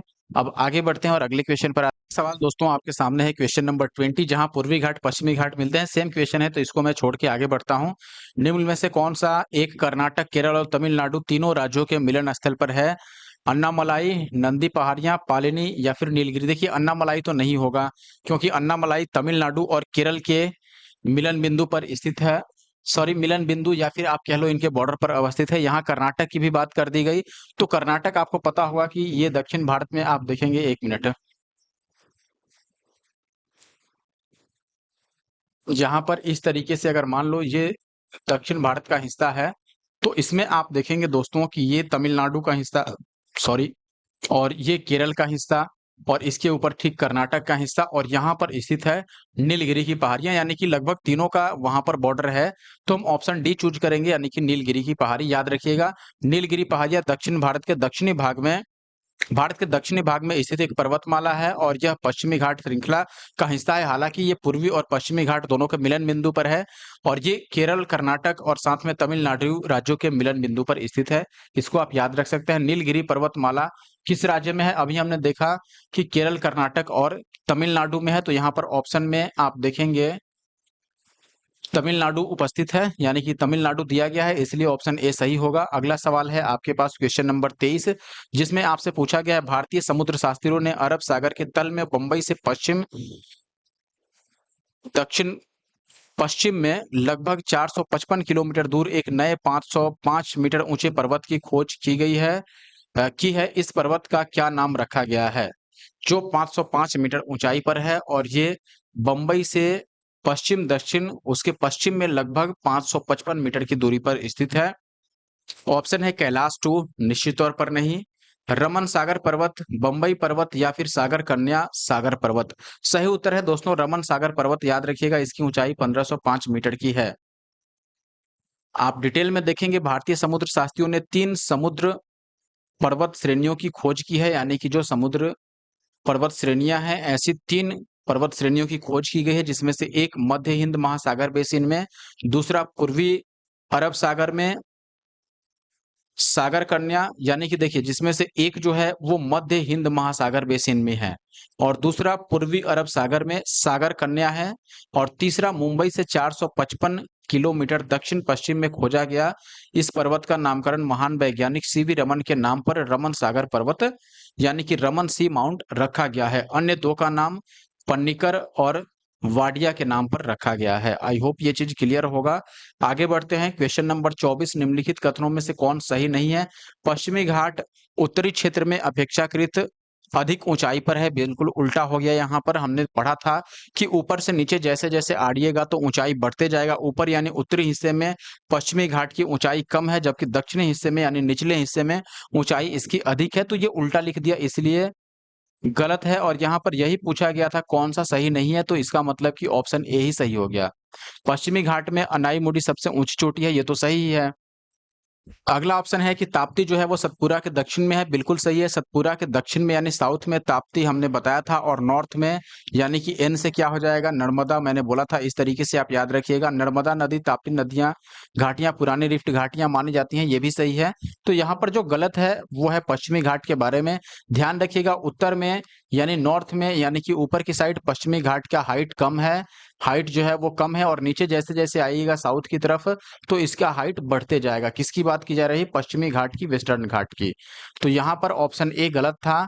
आप देखेंगे पश्चिमी घाट की ऊंचाई उत्तर से दक्षिण में बढ़ती जाती है। इसकी सबसे ऊंची चोटी केरल में स्थित अनाईमुडी चोटी है, जो कि 2695 मीटर ऊंचाई वाली पर्वत चोटी है और यह दक्षिणी क्षेत्र में स्थित है। इसलिए आप देखें कि बी तो सही है। ये सारी चीजें मैंने बता ही दिया, इसमें कोई भी बताने लायक मुझे लगता है नहीं है। सारी चीजें मैंने ऑलरेडी क्लियर कर रखा है। अगला सवाल आप देखेंगे कई बार रिपीट हुआ है। भारत की निम्नलिखित में से कौन सी पर्वत श्रेणी केवल एक ही राज्य में फैली है? हमने देखा था दोस्तों कि ऐसा अजंता है जो कि केवल और केवल महाराष्ट्र में है। ये हमने आपको नोट्स में भी पढ़ाया था कि अजंता की गुफाएं या फिर अजंता जो पर्वत श्रृंखला है ये केवल और केवल महाराष्ट्र में फैला है। सह्याद्री तो पश्चिमी घाट का नाम है जो कि आपका गुजरात से लेकर के और तमिलनाडु तक फैला हुआ है। सतपुरा मध्य प्रदेश का इलाका है, लेकिन मध्य प्रदेश के अलावे ये और भी राज्यों में फैला हुआ है। सतपुरा की बात करें तो मध्य प्रदेश के अलावा महाराष्ट्र, छत्तीसगढ़, गुजरात इत्यादि इलाकों में भी या राज्यों में भी इसका एक्सटेंशन मिलता है। अरावली मैंने बता ही दिया, अरावली जो कि राजस्थान में इसका मुख्य हिस्सा है, लेकिन इसके अलावे आप देखेंगे गुजरात के पालनपुर से हमने पढ़ा था, राजस्थान, हरियाणा, इन सभी इलाकों में और कुछ हद तक दिल्ली में भी इसका हिस्सा देखने को मिलता है।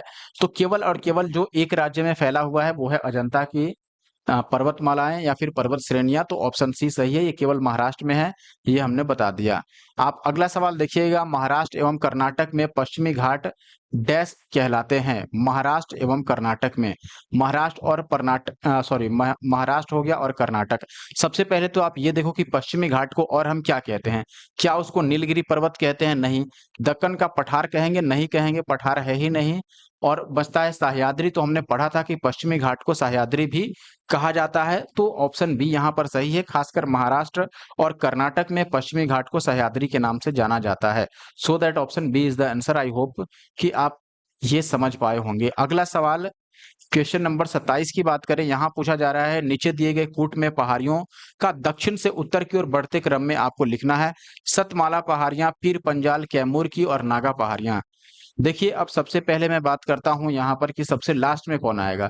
दक्षिण से उत्तर की ओर लिखना है, तो उत्तर की ओर अगर लिखना है दोस्तों, उत्तर का मतलब सबसे ऊपर। मैप में अगर आप देखते हैं इस तरीके से जो मैप बनता है, तो मैप में सबसे ऊपर कौन आएगा इसकी बात की जा रही है। तो मैप में सबसे ऊपर का मतलब जो लद्दाख या जम्मू कश्मीर में आए वो। और इन सभी में देखेंगे कैमूर की पहाड़ियां मध्य प्रदेश और बिहार में फैली हुई हैं। नागा पूर्वी भारत की पहाड़ियां हैं। और पीर पंजाल जो है दोस्तों, पीर पंजाल लद्दाख में स्थित पहाड़ी है। तो निश्चित तौर पर सबसे उत्तर में जो आएगा या सबसे ऊपर जो आएगा वो पीर पंजाल आएगा। और ये मैंने इसके पिछले वीडियो में बता भी दिया था पीर पंजाल के बारे में। तो ये आई होप कि आपको क्लियर हुआ कि सबसे लास्ट में जो आएगा वो तीसरा आएगा, पीर पंजाल। और ऑप्शन में आप देखोगे तो तीसरा सबसे लास्ट में केवल एक ही ऑप्शन में है, और ये है ऑप्शन बी। तो ऑप्शन बी हम सही लगा लेंगे, गणित वाला दिमाग कहीं कहीं लग जाता है। तो ऑप्शन बी यहाँ पर सही है, बाकी और ज्यादा दिमाग चलाने की जरूरत नहीं है। डिटेल एक्सप्लेनेशन में देख सकते हैं दोस्तों, पहाड़ियों का दक्षिण से उत्तर की ओर जो सही क्रम है, सबसे दक्षिण में सतमाला पहाड़ियां हैं जो कि महाराष्ट्र में है। फिर कैमूर की पहाड़ियां मध्य प्रदेश से बिहार तक, नागा पहाड़ियां भारत म्यांमार सीमा यानी कि पूर्वी भारत। फिर पीर पंजाल जो कि जम्मू कश्मीर से हिमाचल प्रदेश में फैला हुआ है।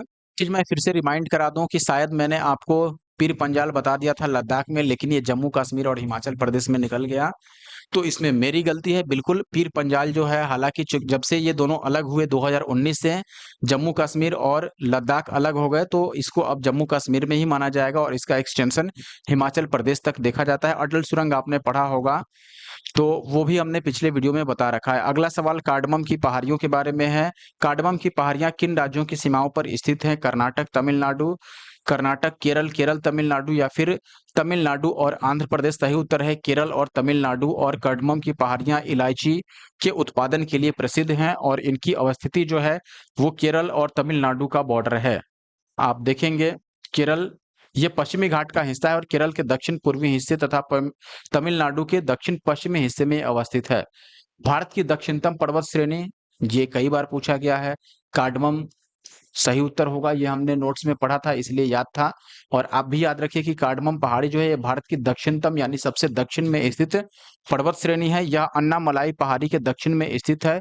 यहाँ पर इलायची का अत्यधिक उत्पादन होता है, जिसके कारण इसे इलायची पहाड़ियां यानी कार्डमम पहाड़ी कहा जाता है। अगला सवाल सेवराय पहाड़ियों के बारे में है और ये कहाँ स्थित है पूछा गया है, और इसके बारे में हमने डिटेल में पढ़ा था दोस्तों नोट्स में कि सेवराय पहाड़ियां जो हैं ये तमिलनाडु में स्थित है। अलावा जो सेवराय की पहाड़ियां हैं ये पूर्वी घाट का हिस्सा है, ये याद रख सकते हैं किसका हिस्सा है, पूर्वी घाट का। और एक चीज और, जो सेवराय की पहाड़ी है इस पर एक प्रसिद्ध हिल स्टेशन भी है जो आप याद रख सकते हैं, नाम क्या है, यॉरकार्ड, ठीक है, या फिर यॉरकॉर्ड, यॉरकॉर्ड आप याद रखिए। तमिलनाडु के सेवराय पहाड़ियों पर ये स्थित है और सेवराय पहाड़ियां जो हैं ये पूर्वी घाट की हिस्सा है, याद रखिएगा। आप देखेंगे समुद्र तल से 4000 से 5000 फीट की ऊंचाई पर ये जुड़ी हुई हैं, यानी कि ऊंचे पहाड़ से पठार से ये जुड़ी हुई हैं सेवराय की पहाड़ियां। और ये तमिलनाडु के सलेम के पास अवस्थित है, याद रखिएगा सलेम के पास। खासकर इसका अगर स्टेट पूछा जाए किस स्टेट में ये है, तमिलनाडु याद रखना है आपको। अगला सवाल है कौन महाराष्ट्र में नहीं है, हरिश्चंद्र श्रेणी या फिर सतमाला? सतमाला तो हमने पढ़ा है कि सतमाला महाराष्ट्र में ही है। फिर बालाघाट या मांडव, अब आंसर दिख ही गया है तो आप याद रखिए मांडव की पहाड़ियां महाराष्ट्र में नहीं है। अब आप पूछेंगे कि अगर मांडव की पहाड़ियां महाराष्ट्र में नहीं है फिर कहाँ है, तो मैं आपको बता देता हूं दोस्तों कि मांडव की पहाड़ियां जो है ये गुजरात में स्थित हैं, गुजरात। आगे ये चीज डिटेल में आप देख भी लेंगे। बालाघाट श्रेणी, हरिश्चंद्र श्रेणी तथा सतमाला पहाड़ियां महाराष्ट्र में फैली हैं, जबकि मांडव पहाड़ी कहाँ फैली है, गुजरात में फैली। देखिए दोस्तों क्वेश्चन नंबर 32, इसमें आपसे पूछा गया है निम्नलिखित में से कौन सा युग्म सही सुमेलित नहीं है? गढ़जात पहाड़ियां ओडिशा में सही है, बिल्कुल हमने नोट्स में पढ़ा था। अगला ऑप्शन आप देखिए आगे है मांडव पहाड़ियां महाराष्ट्र, अभी हमने देखा कि मांडव तो गुजरात में स्थित है, अभी हमने पढ़ा था यहाँ पर है भी, तो ऑप्शन बी ही गलत है और यहाँ वही पूछा गया था तो ऑप्शन बी सही मानेंगे। नल्ला मलाई की जो पहाड़ियां हैं ये आंध्र प्रदेश और सेवराय तमिलनाडु, ये हमने देखा ही था। ध्यान दीजिएगा नल्ला मलाई और अन्ना मलाई से कंफ्यूज नहीं होना है। अन्ना मलाई तमिलनाडु और केरल के बॉर्डर पर है, जबकि नल्ला मलाई जो है ये आंध्र प्रदेश में स्थित है। तो ऑप्शन बी यहाँ पर गलत हुआ। आप देखेंगे दोस्तों डिटेल एक्सप्लेनेशन में कि मांडव पहाड़ियां जो हैं ये गुजरात में स्थित हैं, न कि महाराष्ट्र में स्थित हैं। गढ़जात की पहाड़ियां उड़ीसा में स्थित हैं जहां गोंड जनजाति निवास करती है। नल्ला मलाई की पहाड़ियां आंध्र प्रदेश और तेलंगाना दोनों में ही फैली हुई है, एवं सेवराय की पहाड़ियां जो हैं ये केवल और केवल तेलंगाना में अवस्थित हैं। अगला सवाल फिर से यहाँ पर मिलान करने वाला है, जिसमें एक साइड पहाड़ी का नाम है और दूसरी साइड जो है उसके एरिया का नाम है। कार्डमम की पहाड़ियां, कैमूर की पहाड़ियां, महादेव पहाड़ियां और मिकिर पहाड़ियां। देखिए सबसे पहले बात करूं अगर मैं, क्या इसमें नीचे ये भी लिख दिया गया है कि इनमें से कौन सही है, यानी कौन सही मिलाया गया है, ये आपसे पूछा जा रहा है। तो सबसे पहले अगर आप देखेंगे कैमूर की, कोंकण किसको बोलते हैं? पश्चिमी घाट से सटा हुआ जो इलाका है। हालांकि यहाँ कैमूर की बात करेंगे तो कैमूर मध्य प्रदेश और बिहार में फैला है, तो ये तो गलत हो गया, कोंकण में होगा नहीं। कार्डमम की पहाड़ियां कोरोमंडल तट में दिया है, उल्टा दे दिया बिल्कुल, तो ये भी गलत हो गया। महादेव की पहाड़ियां आपने देखा कि ये मध्य प्रदेश का हिस्सा है, सतपुरा पर्वत श्रेणी का हिस्सा है, तो निश्चित रूप से मध्य भारत में आएगा, तो तीसरा सही है। मिकिर पहाड़ियां जो है ये भी पूर्वोत्तर भारत, ये भी सही है, तो यहाँ तीसरा और चौथा सही है। तो आप देखेंगे कि ऑप्शन सी में तीसरा और चौथा दिया गया है, इसलिए इसको सही मानेंगे। आप डिटेल में अब आप देखेंगे, कार्डमम पहाड़ियां केरल के दक्षिण पूर्व तथा तमिलनाडु के दक्षिण पश्चिम भागों में स्थित है, जबकि कोरोमंडल तट जो है ये भारत की दक्षिण पूर्वी तट रेखा को दिया गया नाम है। दक्षिण पूर्वी का मतलब जो पूर्वी तट है उसी को कोरोमंडल तट भी बोला जाता है। पूर्वी घाट को या पूर्वी तट को आप कह सकते हैं। पूर्वी घाट और तट में थोड़े का ही अंतर है। तो जो पूर्वी तट है, यानी कि अगर मैं भारत का निचला हिस्सा बनाऊं इस तरीके से, तो ये जो हिस्सा है इसी को कोरोमंडल तट बोला गया है। जबकि यहाँ पर जो कार्डमम की पहाड़ियां हैं ये पश्चिमी घाट का हिस्सा है, ना कि पूर्वी घाट का, तो ये उल्टा हो गया। फिर कैमूर की पहाड़ियां मध्य प्रदेश से बिहार तक फैली है, जबकि कोंकण तट भारत के दक्षिण पश्चिम यानी महाराष्ट्र और गोवा का जो तटीय इलाका है उसको बोला जाता है, यानी कि ये भी पश्चिमी घाट का हिस्सा है कोंकण तट। तो ये होगा नहीं कैमूर की पहाड़ियों के लिए सही। और आगे देखेंगे, महादेव की पहाड़ियां मध्य प्रदेश में स्थित हैं और मिकिर की पहाड़ियां पूर्वोत्तर भारत यानी कि असम में स्थित हैं, इसलिए लास्ट के दोनों यानी तीसरा और चौथा सही था। अगला सवाल छत्तीसगढ़ पीसीएस का है, महादेव पहाड़ी किसका भाग है? सतपुरा का, ये हमने पहले ही पढ़ लिया है, तो इसमें ज्यादा दिमाग नहीं चलाना है।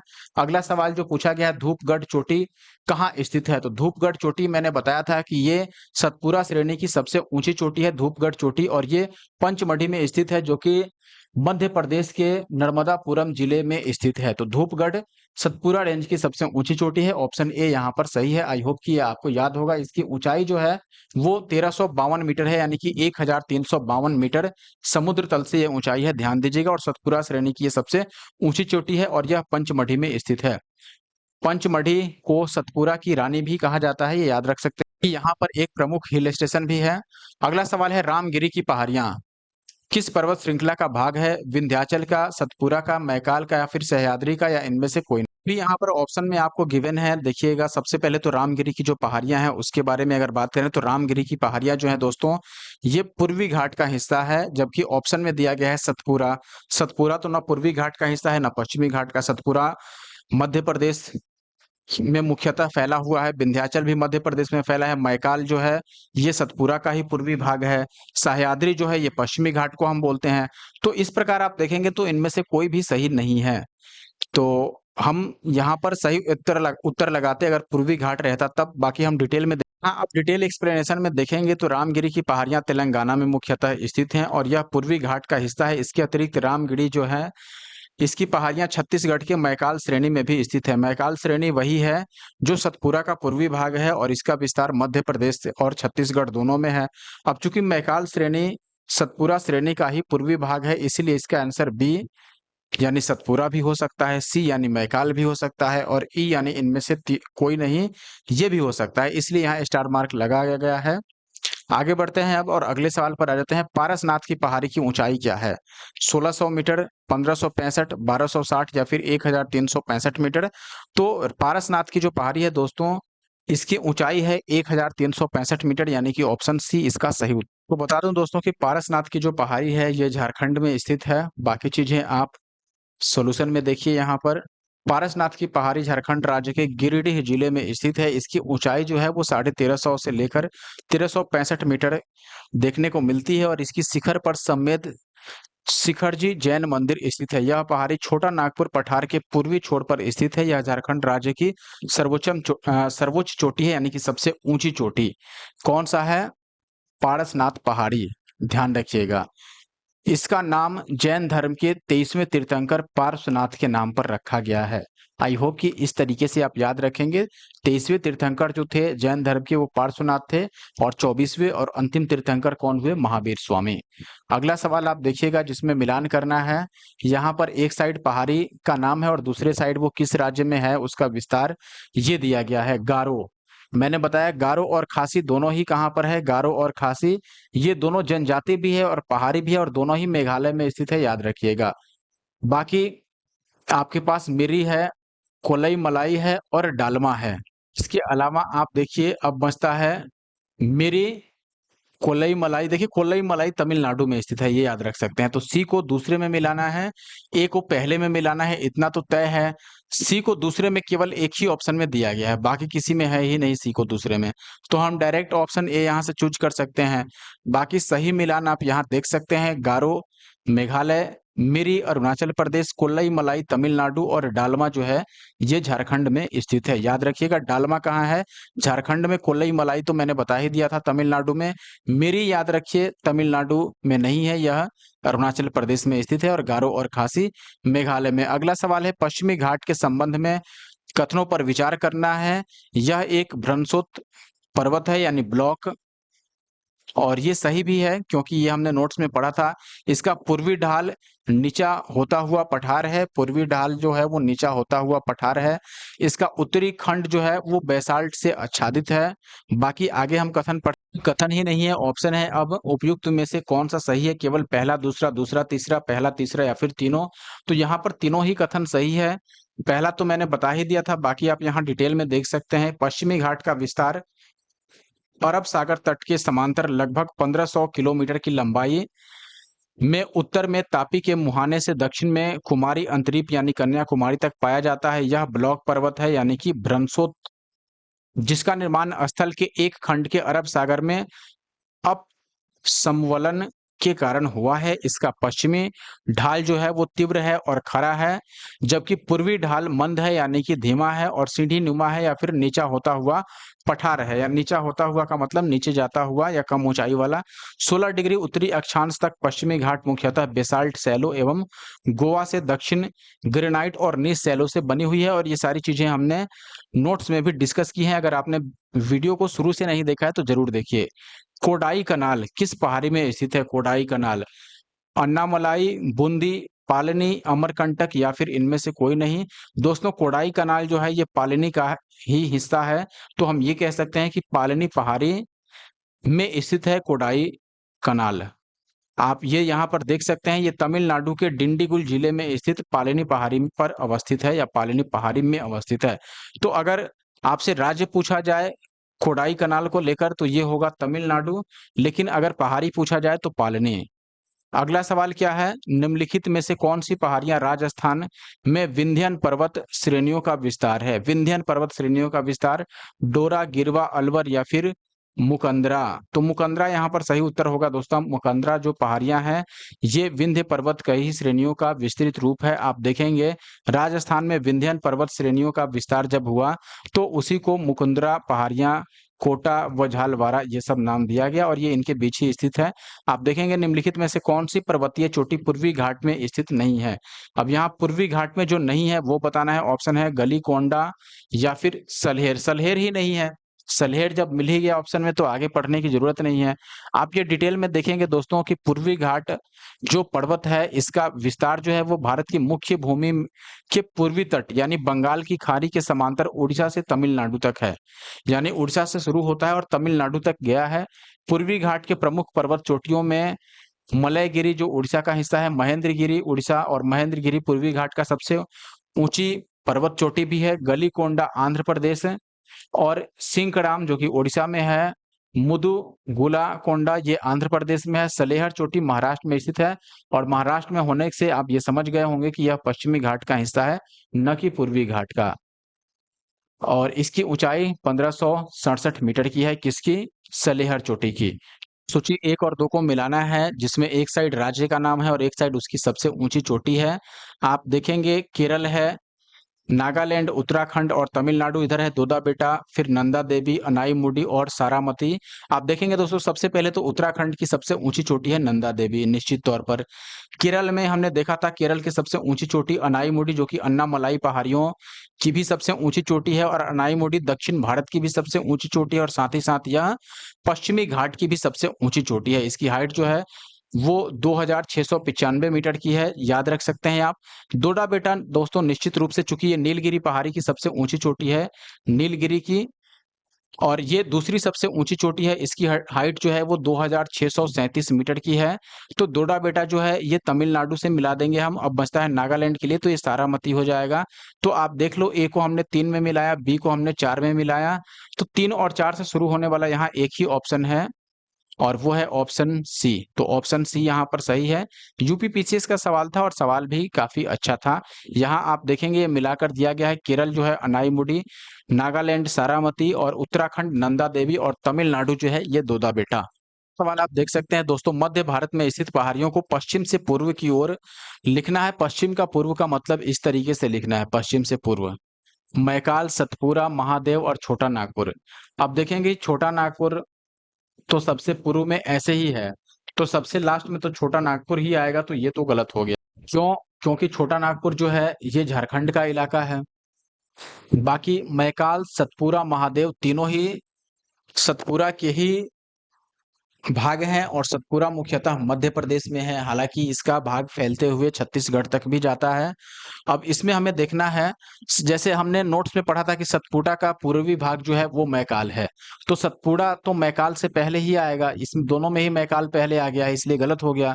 ऑप्शन बी सही हो गया, सतपुड़ा फिर महादेव फिर मैकाल फिर छोटा नागपुर। और ये नोट्स में हमने पढ़ा था, तो इसमें ज्यादा कंफ्यूजन आई होप कि आपको नहीं होगा। अगला सवाल आप देखेंगे, यहाँ पर पूछा गया है सतपुरा क्षेत्र में उन श्रेणियों के में से पश्चिम से पूर्व की ओर उनकी स्थिति दर्शाना है। तो ये लगभग वैसा ही है। इसमें देखेंगे मैकाल चूंकि सबसे पूर्वी में आता है, इसलिए इसी दोनों में से कोई सही होगा, ये दोनों तो गलत हो गया। अब इन दोनों में देखोगे, मैकाल के ठीक पहले महादेव था, हमने पिछले में ही देखा था, यहाँ पर महादेव श्रेणी मैकाल से ठीक पहले आता है, तो ऑप्शन ए सही होगा, इसमें महादेव को सबसे पहले रखा गया है। आई होप कि ये चीज आपको क्लियर होगा कि हमने कैसे आंसर मार्क किया। अब आगे बढ़ सवाल देखेंगे दोस्तों, कन्याकुमारी से सटी हुई पहाड़ी कौन सी है? अन्नामलाई की पहाड़ियां, नीलगिरी की पहाड़ियां, सेवराय या फिर कर्डमम। तो इसमें सही उत्तर देखो, अन्नामलाई तो नहीं होगा, ना ही नीलगिरी होगा, क्योंकि कन्याकुमारी सबसे निचला हिस्सा है। आप देखेंगे कि ये अगर इंडिया का मैप है तो इसमें सबसे निचला हिस्सा यहाँ पर आता है, कन्याकुमारी का हिस्सा। अन्नामलाई तो निश्चित तौर पर नहीं होगा, नीलगिरी भी इधर ही है तो वो भी नहीं होगा, सेवराय भी नहीं होगा। कार्डमम यहाँ पर सही उत्तर है, ऑप्शन सी, कार्डमम की पहाड़ियां जो इलायची के उत्पादन के लिए प्रसिद्ध हैं। पश्चिमी घाट पर्वत हिमालय के बाद भारत की दूसरी सबसे लंबी पर्वत श्रेणी है, यानी कि भारत में आप देखेंगे तो हिमालय पर्वत के बाद जो सबसे लंबी पर्वत श्रेणी है वो है पश्चिमी घाट, और इसकी लंबाई लगभग 1500 किलोमीटर की है। इसे महाराष्ट्र में और कर्नाटक में सह्याद्री के नाम से जाना जाता है। नीलगिरी पहाड़ी एक स्थलीकृत घाट है जहां पूर्वी घाट और पश्चिमी घाट दोनों पर्वत मिलते हैं। नीलगिरी का सर्वोच्च जो शिखर है वो दोदा बेट्टा है, और ये दक्षिण भारत का दूसरा सबसे ऊंची चोटी है। इसका जो हाइट है वो 2637 मीटर की है। और दक्षिण भारत की सबसे ऊंची चोटी जो है सर्वोच्च शिखर वो अनाईमुडी है, जिसकी ऊंचाई 2695 मीटर है, और यह अन्नामलाई पर्वत का हिस्सा है। यह नीलगिरी के दक्षिण में है। अन्नामलाई के दक्षिण में आप देखेंगे कि कार्डमम यानी इलायची की पहाड़ियां हैं, जिनका विस्तार कन्याकुमारी तक लगभग 8 डिग्री 19 मिनट उत्तरी अक्षांश तक है, अतः कार्डमम की पहाड़ियां कन्याकुमारी से सटी हुई हैं। बाकी नीलगिरी, अन्नामलाई, कार्डमम हिल सह्याद्री में ही स्थित पहाड़ियां हैं, यानी कि ये सारे ही पश्चिमी घाट के हिस्सा हैं। हालांकि नीलगिरी पश्चिमी और पूर्वी घाट जहां मिलता है वहां पर भी इसकी अवस्थिति है। सवाल देखेंगे, उत्तर से दक्षिण पश्चिमी घाटों के स्थानीय तौर पर जाना जाता है, यानी कि उत्तर से दक्षिण बताना है आपको। सह्याद्री, उत्तर का मतलब ऊपर और दक्षिण का मतलब नीचे, इस तरीके से आप देखेंगे सह्याद्री है, नीलगिरी, अन्नामलाई, कार्डमम हिल्स। तो हमने देखा कि सबसे नीचे जो है अभी कार्डमम हिल्स स्थित है, तो इसमें कार्डमम हिल्स जहां भी लास्ट में है वो सही होगा, ये दोनों तो गलत हो गया। अब इस दोनों में देखो सह्याद्री पहले आएगा, यहां तक ठीक है। नीलगिरी और अन्नामलाई में पहले कौन आएगा? अब नीलगिरी और अन्नामलाई में आप देखेंगे कि नीलगिरी वो है जिसका हिस्सा तमिलनाडु के अलावे केरल और कर्नाटक दोनों में है, यानी तीनों के बॉर्डर पर है ये नीलगिरी की पहाड़ी। जबकि अन्नामलाई जो है ये केवल और केवल तमिलनाडु और केरल के बॉर्डर पर है, तो निश्चित तौर पर अन्नामलाई और नीचे आएगा नीलगिरी से, यानी नीलगिरी पहले आ जाएगा, सह्याद्री के बाद नीलगिरी, फिर अन्नामलाई, फिर कार्डमम। तो ऑप्शन ए जो है ये सही उत्तर है। आई होप कि आप ये बात समझ पाए होंगे दोस्तों, मैंने जो यहाँ पर तरीका अपनाया, आई होप कि ये बात अगर आप समझ पाए हैं तो आप वीडियो को लाइक भी करेंगे, और अगर आप हमारे यूट्यूब चैनल यानी कि द जीएस सॉल्वर पे नए हैं तो इस यूट्यूब चैनल को जरूर सब्सक्राइब कर लीजिएगा। और वीडियो को लाइक करने के बाद कमेंट करना बिल्कुल मत भूलना। अगला सवाल बीपीएससी का है जो कि 2019 में पूछा गया है। सवाल है, किस पहाड़ी पर चाय का बागान नहीं है? नीलगिरी, कानन देव, गिरनार या फिर दार्जिलिंग। देखो दार्जिलिंग पर तो है ही, नीलगिरी पर भी है, गिरनार जो है इस पर नहीं है। ऑप्शन डी यहाँ पर सही उत्तर होगा, ये डिटेल में हम दिखाते हैं। हाँ, डिटेल एक्सप्लेनेशन में देखेंगे दोस्तों कि दिए गए विकल्पों में गिरनार पहाड़ी पर चाय का बागान नहीं है, अन्य सभी पहाड़ियों पर चाय का बागान है। कानन देवन जो पहाड़ी है, ये भारत के केरल राज्य के इडुक्की जिले में स्थित है। यह क्षेत्र मुन्नार हिल स्टेशन के पास अवस्थित है। मुन्नार क्षेत्र में 1870 के दशक में चाय बागानों की शुरुआत हो चुकी थी। नीलगिरी दक्षिण में अवस्थित पश्चिमी घाट का महत्वपूर्ण दक्षिण में अवस्थित पश्चिमी घाट का महत्वपूर्ण क्षेत्र है। नीलगिरी चाय और भारत की सबसे विशिष्ट चायों में से एक है जो नीलगिरी पर उगाई जाती है। आगे देखेंगे, भारत का दार्जिलिंग मुख्यतः चाय उत्पादन के लिए ही प्रसिद्ध है, जो सिक्किम राज्य के दक्षिण में और पश्चिम बंगाल राज्य में अवस्थित है। गिरनार पर्वत गुजरात राज्य में स्थित है और यहाँ पर चाय का बागान का विकास नहीं हो पाया है। आगे देखेंगे, अगला सवाल 49वां नंबर है। क्वेश्चन में फिर से एक साइड पहाड़ी या पर्वत है और दूसरी साइड राज्य का नाम है, कहाँ पर वो स्थित है। लेकिन यहाँ पर अजीब अजीब पहाड़ियां आपको देखने को मिलेंगी। बटेश्वर पहाड़ी, बिरारी पहाड़ी, चिन पहाड़ी और धोसी पहाड़ी। ऑप्शन में है हरियाणा, मणिपुर, बिहार और कर्नाटक। अपनी बात बताऊं तो मुझे इसमें से केवल एक ही याद है जो बिहार का है। बिहार का बटेश्वर पहाड़ी है, भागलपुर जिले में स्थित है यह बिहार के।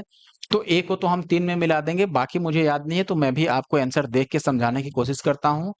ए को 3 में मिलाना है तो ये तो तय है कि ए का 3 वाला या तो ये अब सही हो जाए या फिर आखिरी में भी एक ऑप्शन है यहाँ पर, तो डी भी सही हो सकता है। बाकी मैं सॉल्यूशन ही देख लेता हूँ। यहाँ पर डी सही दिया गया है। कैसे मिलाया गया है आप देखिए, मैं भी याद करता हूँ, आप भी याद कीजिए। आपको भी परेशान नहीं होना है, मैं भी परेशान नहीं होऊंगा। आप जब लाइक करते रहोगे और कमेंट करते रहोगे तो मुझे परेशान होने की जरूरत नहीं है, और मैं जो बता रहा हूँ वो अगर आप याद करते रहोगे तो आपको भी परेशान होने की जरूरत नहीं है। बटेश्वर पहाड़ी बिहार के भागलपुर में स्थित है। चीन श्रृंखला जो है ये मणिपुर, यह मुख्यतः म्यांमार और मणिपुर में फैला हुआ है चीन श्रृंखला। तो चीन जो है ये मणिपुर और म्यांमार में फैला हुआ है। धोसी पहाड़ी हरियाणा में स्थित है। हरियाणा में कहा? महेंद्रगढ़ में। प्रश्न में बिलारी श्रृंखला के बारे में पूछा गया है, जबकि कर्नाटक में बेल्लारी गुड्डा श्रृंखला है, परंतु निकटतम बिलारी को बेलारी मानते हुए प्रश्न का उत्तर यहाँ पर डी दे दिया गया है, ऐसा किताब का कहना है। तो यहाँ पर कहने का मतलब ये हुआ कि बिलारी ना लिख के बेल्लारी गुड्डा लिखना चाहिए, या केवल बेल्लारी ही लिख दिया जाता जो कर्नाटक का हिस्सा है। ठीक है, हालांकि चूंकि ऑप्शन में देखिएगा तो कर्नाटक इकलौता बचता होगा। बटेश्वर को तो बिहार में मिला दिया गया, चीन को मणिपुर में मिला दिया गया और धोसी को हरियाणा में मिला दिया गया। तो अब बिलारी के लिए बचता है कर्नाटक, लेकिन बिलारी ना होकर ये बेलारी होना चाहिए था। आगे आप देखिए अब दोस्तों, और ये सेकंड लास्ट क्वेश्चन है इस वीडियो का। निम्नलिखित कथनों पर विचार कीजिए। अमरकंटक पहाड़ियां विंध्य और सह्याद्री श्रेणियों के संगम पर स्थित हैं, और बिली गिरिरंगन पहाड़ियां जो हैं ये सतपुरा श्रेणी की सबसे पूर्वी भाग हैं। फिर शेषाचलम पहाड़ियां पश्चिमी घाट की सबसे दक्षिणी भाग हैं। इनमें से कितने कथन सही हैं ये आपको बताना है। अब मैं आपको बताता हूं दोस्तों, वन मैं सबके बारे में आपको बताता हूं। सबसे पहले तो मैं देखता हूं अमरकंटक पहाड़ियों के बारे में। तो अमरकंटक पहाड़ी सबसे पहले तो मध्य प्रदेश में स्थित है। अब मध्य प्रदेश में विंध्य तक तो ठीक है, लेकिन सह्याद्री गलत हो जाएगा, क्योंकि सह्याद्री पश्चिमी घाट को बोलते हैं। खासकर महाराष्ट्र और कर्नाटक में पश्चिमी घाट को सह्याद्री बोला जाता है। अमरकंटक जो है वो विंध्य और सतपुरा, ध्यान रखिए सत छूट गया, सतपुरा जो पर्वत श्रृंखलाएं हैं इनके संगम पर स्थित है अमरकंटक पहाड़ियां। तो ये तो गलत है, यहाँ पर जो बोला गया था सह्याद्री का नाम है। फिर बिलीगिरी रंगन पहाड़ियों के बारे में पूछा गया और ये कह रहा है कि सतपुरा की सबसे पूर्वी भाग है। हमने कई सारे क्वेश्चन में देखा दोस्तों कि सतपुरा का सबसे पूर्वी भाग जो है उसको मैकाल पर्वत बोला जाता है। मैकाल पर्वत सतपुरा श्रेणी का सबसे पूर्वी भाग है, ना कि बिलीरंगन की पहाड़ियां। अब अगर ये पूछा जाए कि बिलीरंगन की पहाड़ी है कहाँ पर, तो बेसिकली यह कर्नाटक में है। और अगर आपसे ये पूछा जाए कि शेषचेलम पहाड़ियां जो हैं क्या ये पश्चिमी घाट का सबसे दक्षिणी भाग है, हमने देखा भी था कि पश्चिमी घाट का जो सबसे दक्षिणी भाग है दोस्तों वो है कार्डमम की पहाड़ियां। कार्डमम की पहाड़ी यानी कि इलायची पहाड़ियां, जबकि यहाँ पर शेषाचेलम पहाड़ियां को बताया गया पश्चिमी घाट का सबसे दक्षिणी भाग, तो ये भी गलत हो गया। अब अगर आप ये पूछें कि शेषाचेलम की पहाड़ी फिर है कहाँ, तो ये पूर्वी घाट का हिस्सा है बेसिकली, और ये आंध्र प्रदेश का हिस्सा है। आंध्र प्रदेश में स्थित है, पूर्वी घाट का हिस्सा है। अब देखें कि तीनों ही गलत हो गया तो ऑप्शन डी हम लगा लेंगे, और ये यूपीएससी प्री 2023 का सवाल है, आप देख सकते हैं। और ये सारी चीज़ें यहाँ पर जो बताई गई हैं, ये सारी चीज़ें मैंने बता दिया है आपको। बिल्कुल भी परेशान नहीं होना है क्योंकि इसको आपने नहीं पढ़ा, ये हुआ, वो हुआ। इसमें जो भी आप वीडियो को पॉज़ करके पढ़ सकते हैं, वो सारी चीज़ें मैंने ऑलरेडी आपको बता दी हैं। अगला और आखिरी सवाल इस वीडियो का है, सोन नदी का उत्पत्ति स्थल जो है अमरकंटक वो कहाँ स्थित है? राजमहल पहाड़ियाँ, महादेव पहाड़ियाँ, मैकाल श्रेणी या फिर मकालू श्रेणी? दोस्तों, अमरकंटक बेसिकली मध्य प्रदेश में स्थित है और ये है कहाँ पर? मैकाल श्रेणी जो कि सतपुरा रेंज का सबसे पूर्वी हिस्सा है वहाँ पर। तो ऑप्शन डी यहाँ पर सही होगा। सोन नदी की उत्पत्ति स्थल जो अमरकंटक है, वह मैकाल श्रेणी में स्थित है और वहीं से उसका उद्गम होता है। आप देखेंगे नर्मदा नदी का उद्गम मैकाल श्रेणी की अमरकंटक चोटी से हुआ है। अरब सागर में गिरने वाली प्रायद्वीपीय भारत की यह सबसे बड़ी नदी है। कौन? नर्मदा नदी। प्रायद्वीपीय भारत की सबसे बड़ी नदी जो अरब सागर में गिरती है, ध्यान दीजिएगा। इसके उत्तर में विंध्याचल और दक्षिण में सतपुरा पर्वत श्रेणी है। इनके मध्य में स्थित भ्रंश घाटी से होकर नर्मदा नदी बहती है और ये हमने पहले भी पढ़ा था कि नर्मदा नदी जो है वो सतपुरा के उत्तर में है और इसके दक्षिण में ताप्ती नदी है। ये हमने पढ़ा था कि इसके उत्तर में, उत्तर को नॉर्थ बोलते हैं, तो एन से नर्मदा याद कर लीजिए। आई होप कि आपको याद होगा। दोस्तों, ये आखिरी सवाल था। इसके बाद का जो टॉपिक है, ये अब कुछ खास जो कुछ बची हुई पर्वत चोटियां हैं। अभी तक हमने रेंजेज के बारे में पढ़ा, उत्तर भारत की पर्वत श्रेणियां या पर्वत श्रृंखलाएं, जैसे हिमालय हो गया, हिमालय की अलग अलग श्रृंखलाएं हैं, जैसे महान हिमालय या लेसर हिमालय हो गया आपका, या फिर ट्रांस हिमालय। तो ये सारी चीजें हमने 8वीं वीडियो में पढ़ा था या फिर 8th क्लास में। 8th का मतलब मेरी जो वीडियो ये सीरीज चल रही है उसमें 8वीं वीडियो। फिर 9th यानी कि आज में हमने दक्षिण भारत और जो मध्य भारत है उसकी पर्वत श्रेणियों के बारे में पढ़ा। अब पर्वत चोटियों के बारे में पढ़ना है, जैसे अरावली की सर्वोच्च चोटी जो हम गुरु शिखर पढ़ रहे थे, उत्तराखंड की सबसे ऊंची चोटी। तो ये सारी चीजें और बहुत इंपॉर्टेंट है अगला क्लास भी। जितना इंपॉर्टेंट 8वां और 9वां क्लास है, उतना ही इंपॉर्टेंट दोस्तों यहाँ पर नेक्स्ट क्लास भी होने वाला है। तो आई होप कि ये वीडियो आपको पसंद आया होगा। दोस्तों, वीडियो अगर आपको पसंद आ रहा है तो हमारे YouTube channel the GS solver को जरूर सब्सक्राइब कीजिए और साथ ही साथ अगर आपने इस वीडियो को अभी तक लाइक नहीं किया तो प्लीज लाइक कर दें और कमेंट करके जाइए कि आपको वीडियो कैसा लगा। अब मैं इस वीडियो को यहीं पर समाप्त करता हूं और अगर आपको चाहिए इसका पीडीएफ तो आपको टेलीग्राम ग्रुप ज्वाइन कर लेना है।